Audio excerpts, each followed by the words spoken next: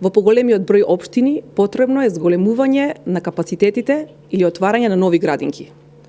Наместо Министерството за труд и социјална политика популистички да најавува втора смена, треба да се предвидат средства за отварање нови капацитети или проширување на постоечките.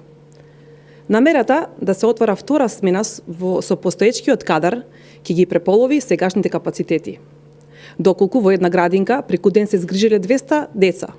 Со мерката што ја планира да реализира СДС, во градинката ќе може да се згрижат само 100, бидејќи половина од персоналот ќе биде прераспределен во втора смена.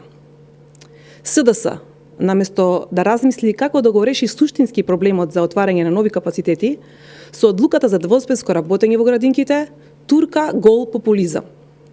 СДС ризикува да го оптовари системот за згрижување на најмладите, на децата на предучилишна возраст. Оваа мерка ќе ги зголеми трошоците, а во ребалансот на буџет за 2017 година не се предвидени средства од страна на СДСМ. Очигледно, министерката Мила Царовска се грижи повеќе за стратегиите за мигранти, отколку за згрижувањето на деца од предучилишна возраст. Својствено за СДС е едно да говорат, а друго да спроведуваат, без при тоа да направат соодветен план и анализа. Во минатото, пред 2006 година, нема отворено ниту една градинка, а сега најавуваат површни решенија со кои го ризикуваат да го загородат системот за згрижување на деца во предучилишна возраст. Никој не знае во кои градинки ќе се воведе двосменско работење и колку ќе чини тоа. Со двосменското работење во градинките, следствено ќе треба да се вработи дополнителен персонал кој ќе може да ги обслужува овие обстанови. А со тоа се зголемуваат трошоците, без при тоа да се зголемат сместувачките капацитети.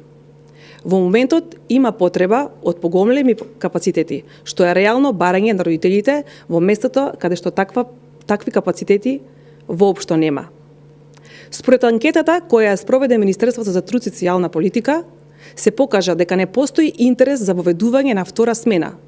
Од вкупно 54 општини, во кои има 65 градинки, само 4 покажале интерес за двосменско работење, што е само 7% од вкупниот број на градинки.